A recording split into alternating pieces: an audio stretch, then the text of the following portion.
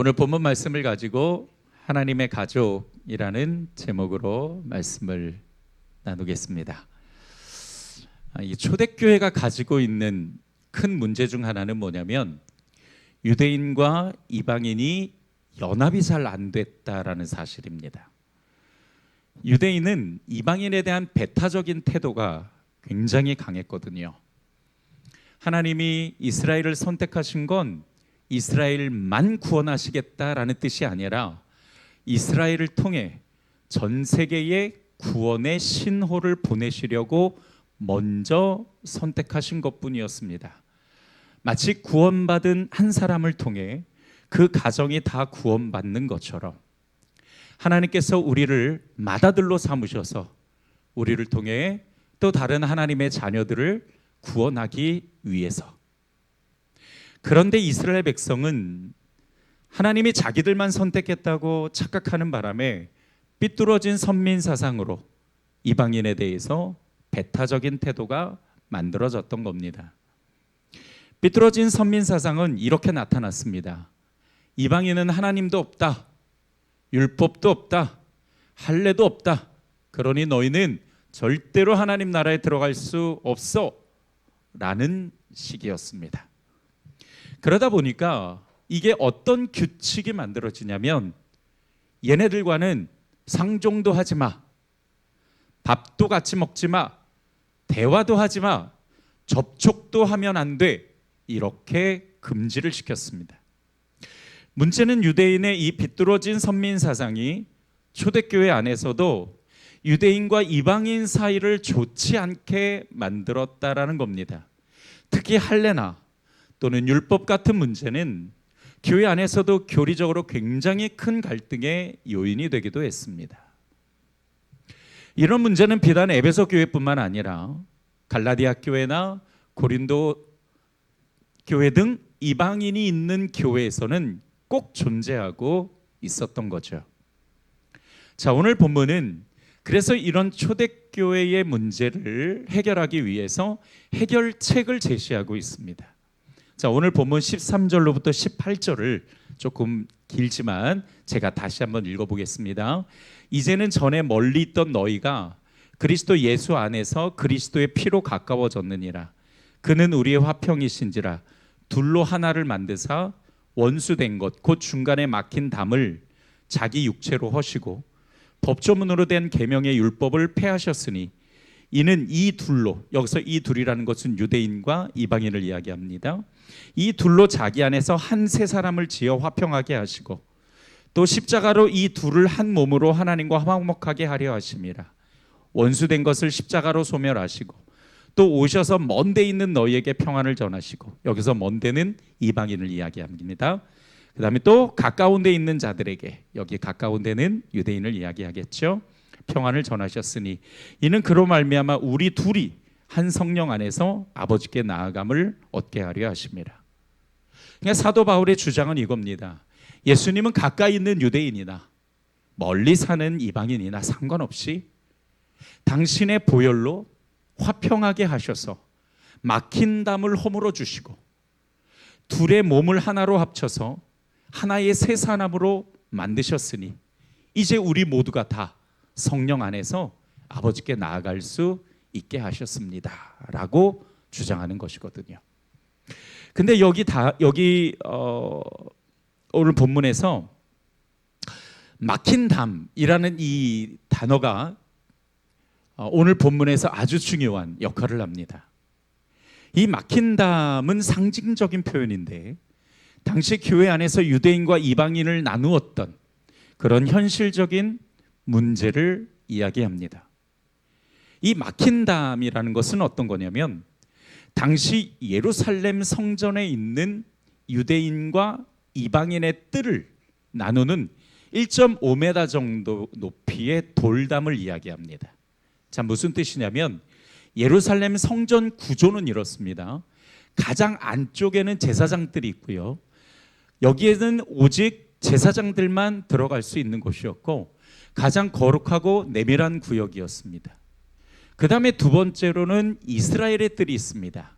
저기 보게 되면은 제사장의 뜰이 왼쪽에 있고 그 다음에 여기 중간에 이스라엘의 뜰이 있죠.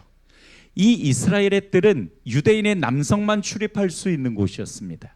그 다음에 세 번째로 그 위에 보면 미문 다음에 여인의 뜰이 있습니다. 이 여인의 뜰은 그러니까 유대인의 남성과 여성이 다 같이 들어갈 수 있는 곳이었는데, 여러분 성경에 보면은 과부가 두렙돈의 헌금을 넣었죠. 네, 그곳이 바로 여기였습니다. 그 다음에 마지막 가장 바깥쪽 성전 뜰 입구, 여기는 요 넓은 이방인의 뜰, 여기 이방인의 뜰이 있는데 이곳은 유대인이 아니더라도 누구나 들어와서 기도할 수 있는 공간이었습니다. 이방인의 뜰과 여인의 뜰 사이, 이 이방인의 뜰과 저 여인의 뜰, 저 사이에, 저기 이렇게 사이에 보게 되면은, 저기 사이에 보게 되면은 1.5m의 담이 쌓여져 있는 거예요. 그 담을 소렉이라고 부릅니다. 이 담은 절대로 이방인은 넘어갈 수가 없는 겁니다. 그러니까 여기 이 담을 이야기하는 거예요. 여기가 이스라엘의 뜰이고 여기가 여인의 뜰이니까요. 여기 담입니다. 이 담은 절대로 이방인이 넘어갈 수 없는 겁니다. 그래서 오늘 본문에 막힌 담이라는 것은 바로 저 담을 이야기합니다.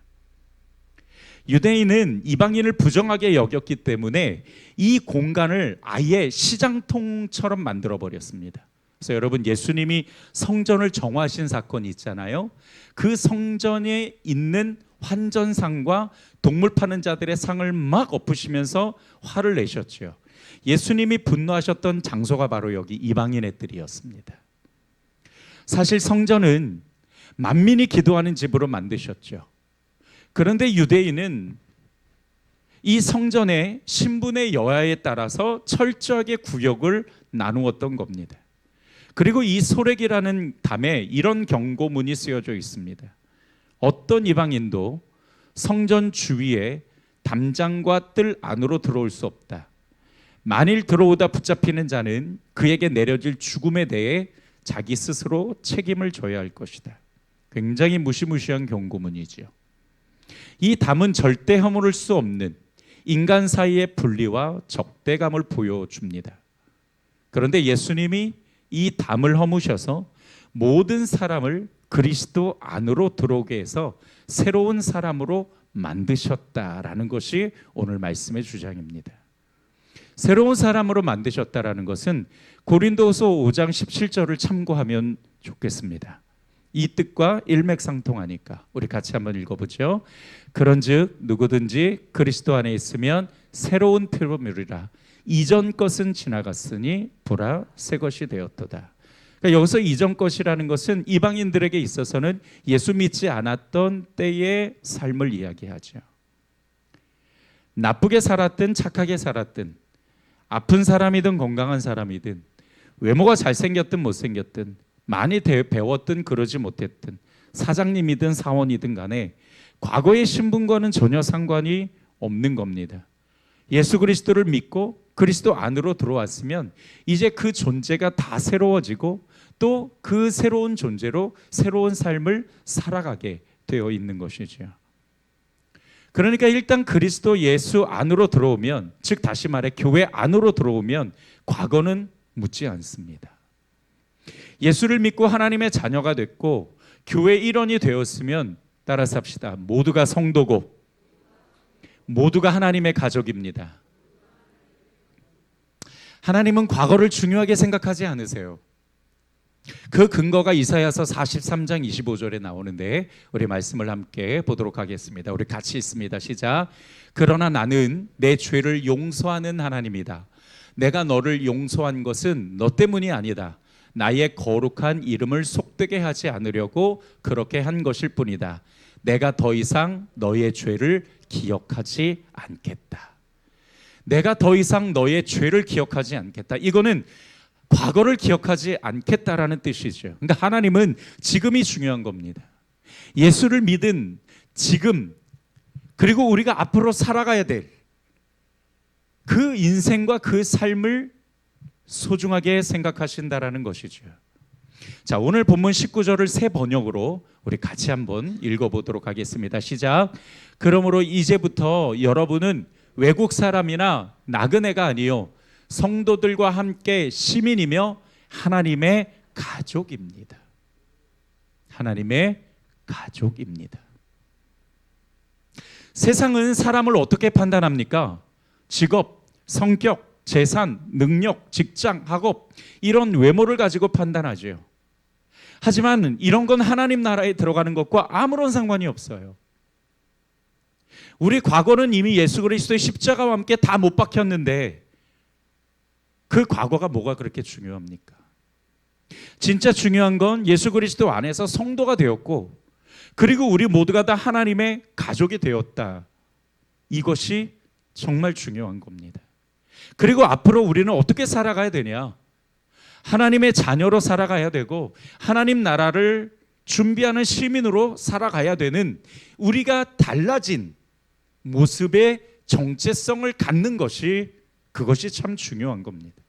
예수 그리스도 안에 있으면 하나님 나라의 시민이요 하나님의 가족이라고 말씀하신 겁니다.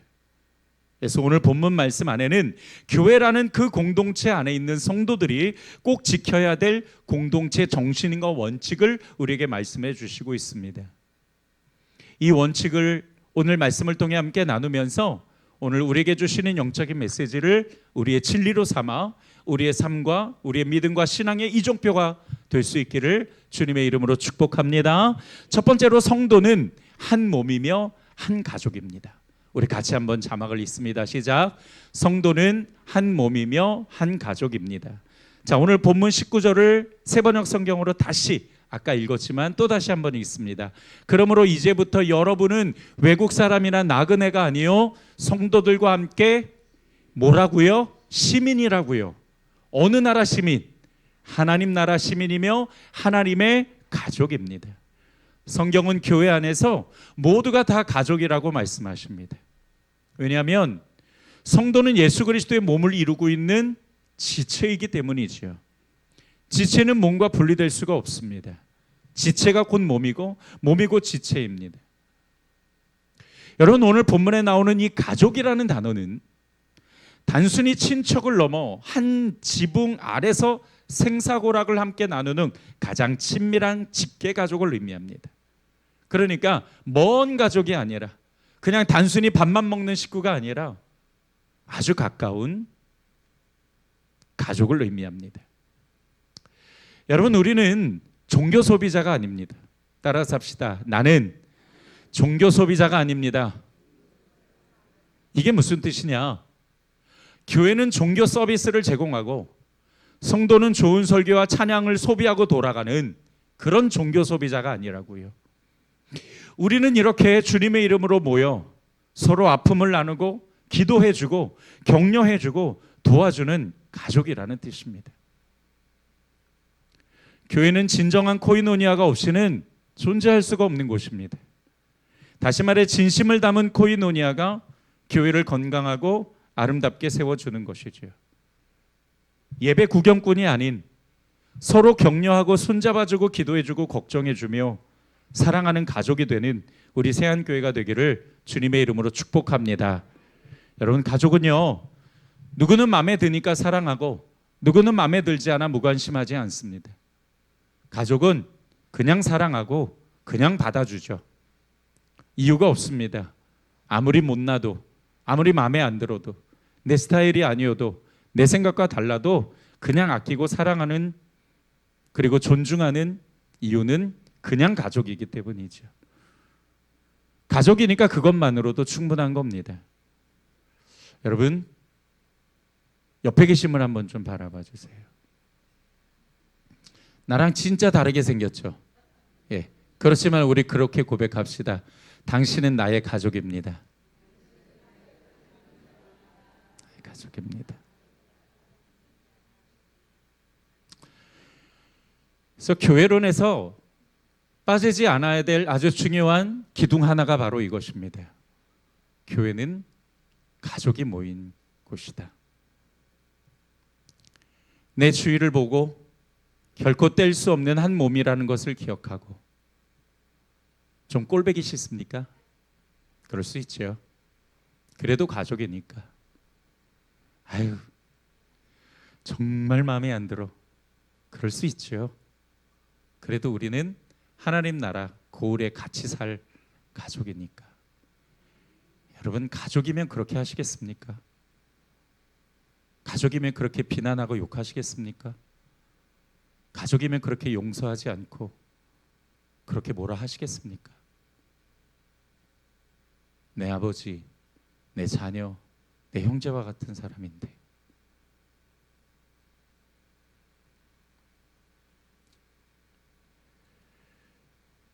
그냥 그렇게 생각하셨으면 좋겠습니다. 어느 날, 그럴 일이 없습니다. 김종일 장로님이 너무 꼴 보기 싫을 때, 그때 그래, 가족인데 때로는 그럴 수도 있지. 뭐 내가 하나님이 아닌데 내 마음에 들어야 될 이유가 뭐야? 내가 진리인가? 당연히 다른 거지. 그 다름을 인정하고 다르다라는 것을 기뻐해주고 칭찬해주고 그 존중해주는 것. 가족이니까요. 이것이 우리 교회 안에서 이루어질 때에 나중에 여러분 이런 거예요. 사실 솔직히 우리 윤경혜 권사님이 우리 김지명 장로님을 바라보는 거는 80, 90, 100 평생이잖아요. 그죠? 몇 살까지 살고 싶으세요, 권사님? 100살? 120살? 많이 살면 좋은가요? 우리 김지명 장로님한테 말이죠. 몇 살까지 살고 싶으세요? 110? 네. 80? 너무 짧으시다. 네. 네. 사실 저도 그렇게 생각하고 있었는데 그래요. 제가 20 플러스 해서 드릴게요. 네. 그래서 한 100년 산다고 봅시다. 이 땅에서는 우리가 100년 서로 쳐다봅니다. 근데요, 하나님 나라에 우리 세안교회 고을은요, 우리 윤경혜 권사님도 계시겠지만 옆에 있는 이경희 권사님 그리고 앞에 계신 우리 구 권사님, 우리 거기에서는 영원토록 같이 봐야 돼요. 그래서 더 사랑을 실천하고, 그래 내 가족이니까, 내가 내 자식이라면 그랬을까? 내가 내 아버지라면 그랬을까? 이렇게 우리가 조금만 더 생각한다면 우리 교회가요, 하나님께서 기뻐하시는 공동체로 더욱더 거듭나게 될 줄 믿습니다. 두 번째로요, 성도는 그리스도의 터 위에 세워진 건물입니다. 따라서 합시다. 그리스도인은 건물이다. 네, 이것이 우리에게 굉장히 중요한 의미를 줍니다. 20절 역시 좀 쉽게 우리가 보기에 새 번역입니다. 같이 한번 읽습니다. 시작. 여러분은 사도들과 예언자들이 놓은 기초 위에 세워진 건물이며 그리스도 예수가 그 모퉁이 돌이 되십니다. 자, 여기에 교회를 구성하는 중요한 기초를 말씀해 주시고 있죠. 교회에서 가장 중요한 기초는 사도와 예언자의 터 위에 세워졌다라는 겁니다. 이것은 사도들이 전한 복음과 예언자들이 전해주는 진리 위에 세워졌다라는 뜻이죠. 다시 말해서 교회는, 성도는, 우리는, 나는, 따라서 합시다, 말씀 위에 세워진 사람이다. 그래서 성도를 건물이라고 표현을 해요. 그러니까 성도를 건물이라고 표현한 것은 성도의 믿음과 신앙과 삶이 마치 건물처럼 세워져야 된다, 완성되어야 한다라고 표현한 것입니다. 여러분, 이렇게 본다면 만약에 그럴 일이 없겠지만 만약에 믿음이 자라나지 못하면, 내 신앙이 제자리에 머물러 있다면, 만약에 내 인생이 그리스도를 닮아가는 것이 되어 있지 않다면 그것은 마치 공사하다가 중간에 멈춰버린 건물과 같은 거예요. 여러분, 길을 가다 보면 부도가 나서 멈춰버린 건물 있죠. 예전에 제가 이제 신정동에 살고 있을 때 가끔 저희 누님 댁에 가느냐고 화곡동을 지나가거든요. 그 화곡동을 가거든요. 화곡동을 이렇게 쭉 가다 보면은 달산동에 지금은 이제 백화점이 들어섰는데 그 전에 백화점으로 지어지다가 부도가 나서 20년간 그 큰 건물이 정말 흉물처럼 되어 있는 거를 20년간 지나다니면서 본 적이 있습니다. 볼 때마다 야, 저거 어떡하냐. 진짜 점점점 색깔이 막 변하면서 아주 흉물스럽게 변해가더라고요. 그런 건물은 사람이 살 수도 없고 그 안에는 온갖 쓰레기와 먼지만 가득하죠. 근데 여러분, 영적으로도 마찬가지예요. 말씀 위에 세워진 우리가 말씀으로 완성되기를 멈춰버린다면 교회와 우리 믿음과 신앙은 어떻게 될까요? 성령님께서 평안하게 머무실 수 없을 겁니다. 그래서 성도는 믿음과 신앙이 점점 자라나 마치 건물처럼 지어지기 시작해서 완성되어야 하는 거죠. 그리고 그 완성도는 바로 예수 그리스도입니다. 에베소서 4장 13절에서 말씀하시는 그리스도의 장성한 분량에 다다르는 것. 우리는 예수 그리스도의 복음과 말씀으로 성장하고 자라납니다. 그리고 더 나아가서 예수 그리스도의 장성한 분량에까지 다다라서 우리의 신앙과 믿음과 삶의 목표인 예수가 그려지는 것이지요. 초대교회 유대인이나 이방인이나 상관없이 누구나 다 예수님을 닮아가는 사람이 되라고 말씀하신 것처럼, 여러분, 우리는 다양한 스타일로 모인 사람들이에요. 당연히 또 그래야 됩니다. 그런데 18절을 보면 이렇게 말씀하세요. 이는 그로 말미암아 우리 둘이 한 성령 안에서 아버지께 나아감을 얻게 하려 하심이라. 여기서 우리 둘은 누구를 이야기한다고요? 유대인과 이방인. 한 성령 안에서 우리 그 둘, 다시 말하면 정말 이 자리에 모인 다양한 스타일의 성도들을 그리스도 안으로 끌어오셔서 누구 앞으로 나아가게 한다? 하나님 앞으로 나아가게 하신다. 우리의 다양한 모습, 우리의 다양한 삶, 우리의 다양한 스타일, 우리의 다양한 생각들, 감정들, 그 모든 것들 다 가지고 있지만, 그러나 예수 그리스도 안에 있으면 우리는 다 누구를 닮아가는 사람이라고요? 예수를 닮아가는 사람이라는 공통점이 있다고요. 그걸 가지고 우리가 하나님의 은혜의 보좌 앞에 나아가게 되는 것입니다. 성도는 그리스도의 터 위에 세워져 점점 자라나 하나님께 나아가는 사람. 여기 나아간다라는 것은 우리가 하나님의 형상을 회복해 간다라는 뜻입니다. 자, 그리고 또 하나 오늘 말씀에서 정말 중요하게 포인트를 주는 단어가 있는데 모퉁이 돌입니다. 모퉁이 돌은 건물의 두 벽이 만나는 가장 중요한 기초석이에요. 그래서 이 고대 근동에는 건물을 세울 때 먼저 모퉁이 돌을 이렇게 4개로 놓습니다. 그리고 그 이제 맞닥닿는 벽들이 맞닥닿는 그 모퉁이 돌에서 시작을 해서 건물이 세워져요. 그 건물의 수평, 수직, 그 다음에 건물의 디자인, 방향, 그 모든 것들이 다 이 모퉁이 돌에서 시작을 합니다. 내 믿음과 신앙을 만드는 재료가 성경이라면 내 믿음과 신앙의 모퉁이 돌, 그 주춧돌이 바로 예수 그리스도인 거죠. 건축을 예로 든다면 성경은 설계도고 기초공사는 예수 그리스도입니다. 만약에 내 믿음과 신앙의 설계나 재료가, 기초 작업이 내 경험과 감정이나 세상의 지식을 둔다면 여러분, 그 건물은 결국 삐뚤어질 겁니다. 내 생각이 들어가고, 그리고 나의 세계관이 들어가고, 나의 잘못된 감정이 들어가고 해석이 들어갈 때마다 나의 믿음과 인생과 신앙의 건물은 점점 더 삐뚤어질 거라고요. 인생에서 가장 강한 바람이 불 때, 인생에서 추울 때, 인생이 더울 때, 인생에 비가 내릴 때 흔들리고 부셔지고 무너져 버리게 될 것입니다. 존 메가더 목사님은 이 부분에 관해서 이런 글을 남겼습니다. 모퉁이 돌이 어긋나면 건물 전체가 무너진다. 예수 그리스도라는 완벽한 모퉁이 돌에 우리의 삶과 교회가 정확히 정렬되어야만 비로소 안전하고 바른 건물이 될 수 있다. 맞습니다. 오롯이 우리를 지탱하는 모퉁이 돌은 예수여야 하지 내가 되어서는 안 되죠. 아멘이십니까? 다른 건 힘을 받지 못해요. 지탱할 견고함이나 구조적인 완벽함이 예수 외에는 없습니다. 오롯이 예수님 그 한 분이 내 인생과 교회와 우리 믿음과 신앙의 기초가 되어야 합니다. 우리 교회가, 우리 성도들이 예수님 많이 모퉁이 돌이 되기를 주님의 이름으로 축복합니다. 마지막 세 번째로 성도들은요, 함께 성전이 되어가는 사람들입니다. 자, 21절로부터 22절을 보겠습니다.